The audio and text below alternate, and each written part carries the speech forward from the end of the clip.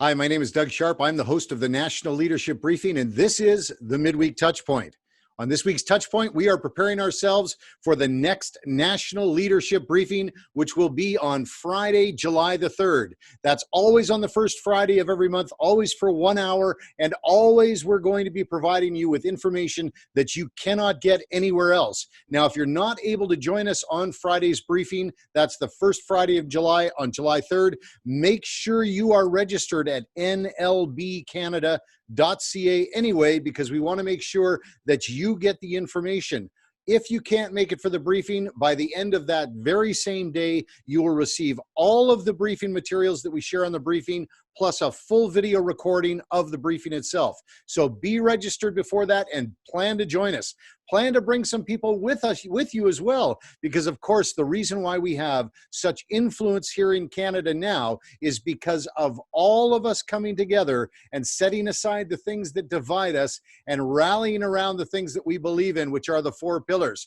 What I have to announce here today, though, is that on the July 3rd briefing, we're going to be providing you a brand new invitation tool. It's a new tool that you can use to invite friends, family, and people who share your views and values to add their influence to ours, rallying around the 4 pillars and raising the influence that the 4 pillars has in society, culture, politics, and government. So you will be seeing a new tool released on the July 3rd briefing. Now, I'm not a cruel person, so I'm not going to make you wait till the July 3rd briefing before I give you anything at all. On this briefing, in the post notes from this briefing, down below this video, I'm going to give you a taste of the new video. So you're actually going to see a shortened version of what we're going to be releasing on July 3rd, and then you'll get a sense as to how effective it can be to introduce people to the briefing.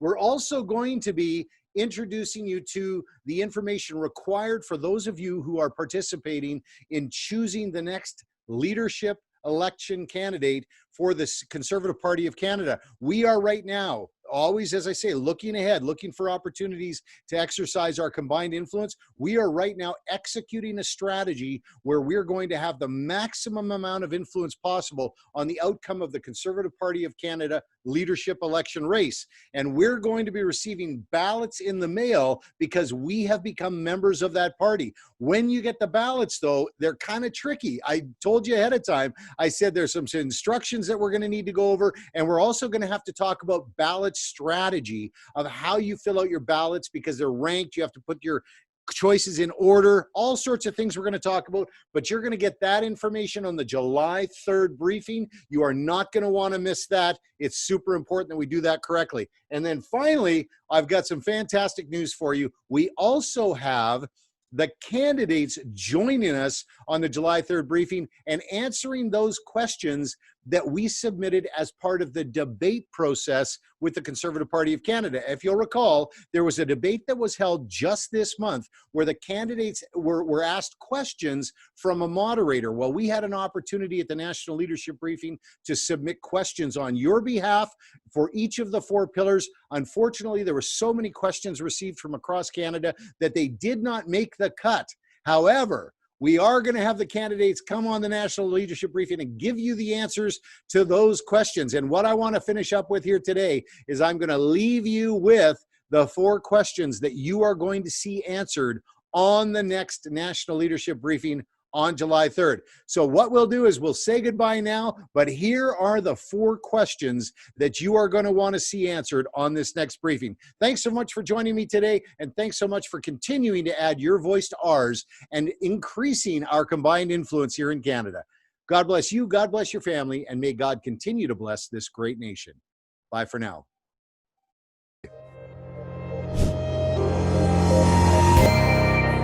My name is Doug Sharp, and I'm from British Columbia. In 2010, a former Conservative government published this guide on gender and sexuality, which grants teachers special permissions to engage students while at school on issues of gender and sexuality. Well, right now in the House of Commons, there is a bill, Bill C-8, which works to limit a parent's rights to have those same conversations with their children. My question for the candidates is, who has the ultimate authority to decide what is discussed with children while at school? Parents or teachers?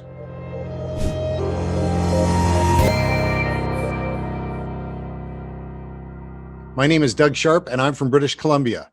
This is my personal copy of the Canadian Charter of Rights and Freedoms, and it's my understanding that as a citizen, that these rights are protected under the Charter and actually protect me from the overreach of government. Yet the Trudeau Liberal government has constantly been attacking my right of belief and freedom of religion. My question for the candidates is that if you are elected, what is it that you are going to do to ensure that my right of belief and freedom of religion is protected?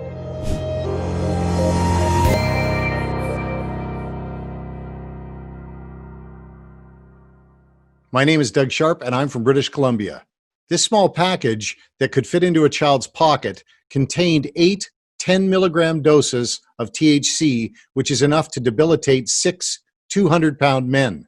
My question for candidates is, if you are elected, what is it that you are going to do to ensure that this dangerous drug does not end up in the pockets of our children?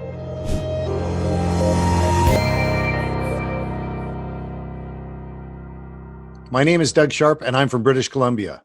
It appears as though the Trudeau Liberal government is going to be leaving us with a $250 billion budget deficit and close to $1 trillion in debt.